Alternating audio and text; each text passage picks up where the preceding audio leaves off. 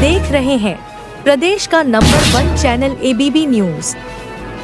पूर्व मेयर प्रत्याशी आपकी अपनी पुष्पा रावत जी ने पुष्पराज एक आशा ट्रस्ट के तहत आर्थिक रूप से कमजोर वर्ग के बच्चों के उज्ज्वल भविष्य व सुनहरे कल की ओर एक पहल के लिए लिमिटेड सीट ही बची है।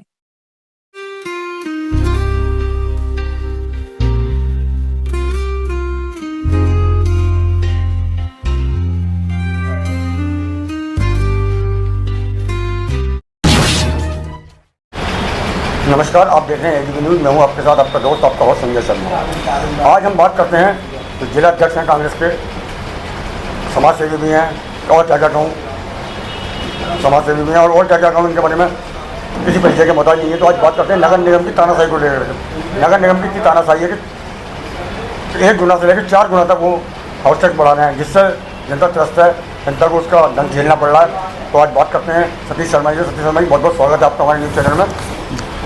ये बताइए, जो नगर निगम अपनी तानाशाही के चलते 4 गुना हाउस टैक्स बढ़ा रहा है, तो उसमें आपकी राजनीतिक पार्टी कांग्रेस क्यों चुप्पी साधे बैठी, जबकि सभी व्यापारिक संगठन इसका पुरजोर विरोध कर रहे हैं? आपका ये कहना गलत है कि कांग्रेस इस पर चुप्पी साधे बैठी है। सर्वप्रथम मैं आपको ये बता दूं कि कांग्रेस ने 3 तारीख में, जो इसी माह की 3 तारीख गई है, उसमें इस समस्या को लेकर के प्रमुखता से उठाया है। हमने उस सारे तर्क दिए हैं। कोरोना काल के बाद, नोटबंदी के बाद जो महंगाई और बाज़ार के अंदर जो ठंडापन आया है, उससे आम आदमी का जीना मुहाल हो गया, दूभर हो गया है। लोगों की आमदनी घटी है, लोग परेशानियों में घिरे हुए हैं, दोबारा कोरोना की आहट सुनाई दे रही है। ऐसे में बजाय राहत देने के नगर निगम 400 गुना हाउस टैक्स बढ़ाकर लोगों को लूटने का और उन्हें तबाह करने का काम कर रहा था। उनने पॉलिसी नीति बनाई अपनी, जिसका कांग्रेस के तमाम कार्यकर्ताओं ने 3 तारीख में यहाँ से नगर निगम तक जुलूस निकाल करके और वहाँ प्रदर्शन किया, धरना दिया और अपनी मांगों को समर्थन में हमने ज्ञापन दिया कि जनता को राहत इसमें दी जाए। कांग्रेस इसमें चुप नहीं है। ना कांग्रेस कल शांत थी, ना आज शांत है, ना किस मुद्दे को लेकर कल शांत बैठेगी। जनहित का जो भी मुद्दा होगा, हाउस टैक्स का बहुत बड़ा मुद्दा, इसके अलावा भी यदि कोई मुद्दा होगा तो कांग्रेस के लोग उसकी लड़ाई सड़कों पर उतर के लड़ने का भी कार्य करेंगे। 11 साल में 27,000 करोड़ गरीब लोगों को भारतीय जनता पार्टी ने उभारा है, उनका कहना है। इस बारे में क्या कहते हैं? गरीबी से उभारा है। ये तो आप जो जनता के अंदर जाकर महसूस कर सकते हैं, देख सकते हैं कि कितने लोग गरीबी से उभरे हैं। आज बढ़ती हुई महंगाई, बढ़ती हुई बेरोजगारी, कहाँ लग रहा है कि आपको क्या नाम है महंगाई से उबार दिया है, गरीबी से उबार दिया है। 50 गज के प्लॉट को बनाने के लिए 50-50 हज़ार रुपये दिए गए हैं, 2.5 लाख रुपये दिए गए हैं, रोजगार करने के लिए पैसे दिए गए हैं। ये पहले भी दिया जाता रहा था। इंदिरा आवास योजना के तहत कांग्रेस के समय में, जिस समय महंगाई जिस अनुपात में थी, उस समय मकान बनाने के लिए, इंदिरा आवास के लिए शहर और ग्रामीण दोनों क्षेत्र में पैसा दिया जाता था। आज सिर्फ शहरी क्षेत्र में दिया जा रहा, तो क्या ग्रामीण लोग गरीब नहीं है? ग्रामीण को मकान की जरूरत नहीं है? उज्ज्वल योजना के तहत सिलेंडर बांटे गए हैं महिलाओं को घर घर जा करके। उज्ज्वल योजना के तहत जिनको सिलेंडर बांटे गए, उन पर सिलेंडर भराने को पैसा नहीं है। आप ये जांच करिए कि जितने सिलेंडर बांटे गए उसमें से कितने % लोग उसका इस्तेमाल कर रहे हैं, कितने लोग क्या नाम है उस सिलेंडर का यूज कर रहे हैं। जो होली पे, दिवाली पे, त्योहारों पर फ्री सिलेंडर देने की बात करती थी सरकार, जो सरकार चुनावी राज्यों में, राजस्थान में और दूसरे राज्यों में क्या 500-500 रुपये में गैस सिलेंडर देने का काम करती थी, उत्तर प्रदेश की क्या जनता ने भाजपा को वोट नहीं दिया था? क्यों नहीं 500 रुपये में सिलेंडर देने का काम आम आदमी को कर रहे?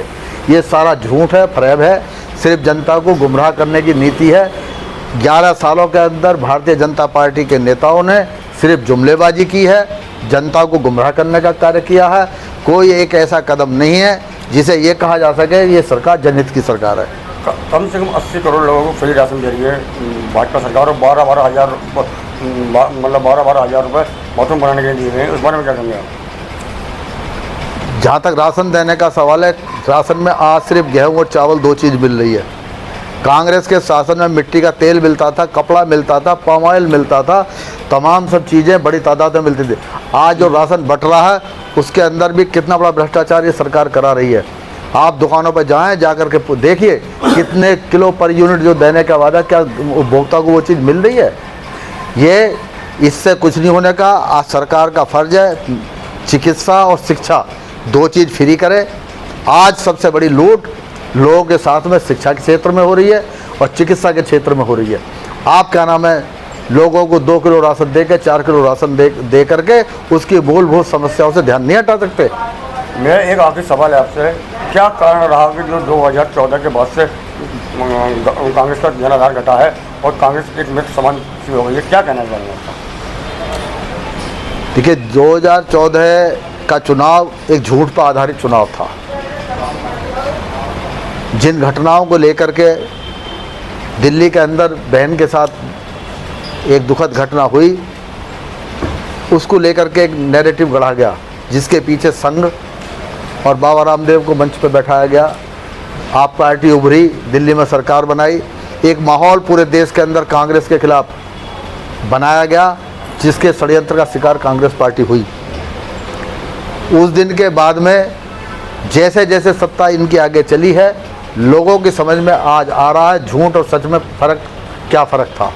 आज तमाम प्रदेश के अंदर भारतीय जनता पार्टी के नेता तमाम नंगे वीडियो उनके पूरे प्रदेश के अंदर आ रहे हैं। एक तरफ बाप बहन बेटी बचाने की बात करते हैं, दूसरी तरफ भारतीय जनता पार्टी के लोग बहनों का चीरहरण करने का काम सड़कों के ऊपर कर रहे हैं। आज पूरे प्रदेश के अंदर, पूरे देश के अंदर आम बहन बेटी महिलाएं भाजपा के नाम से डरने लगी हैं। आज वातावरण चेंज हुआ है। आज कांग्रेस राहुल जी के नेतृत्व में बहुत तेज़ी के साथ उभर करके सामने आई है। राष्ट्रीय राजनीति के अंदर हम नंबर 2 की पार्टी आज मजबूती के साथ बने हुए खड़े हैं। हमारे बहुत सारे लोकसभा सदस्य बहुत कम वोटों के साथ चुनाव हारे। हमारे आदरणीय प्रदेश अध्यक्ष अजय राय जी ने भारत के प्रधानमंत्री को 3 राउंडों तक चुनाव में हरा के पीछे रखने का काम किया था वहाँ की जनता के आशीर्वाद से। इस सरकार ने तमाम संस्थाओं का दुरुपयोग किया है। उस दुरुपयोग करके बनाई हुई ये सरकार है जिसके खिलाफ हम लोगों को जागरूक कर रहे हैं और जनता इस चीज़ों को महसूस कर रही है। आने वाला समय कांग्रेस का है। 2027 से कांग्रेस का बदलाव शुरू होगा। निश्चित रूप से सरकार हम यूपी में 2027 में बनाएंगे।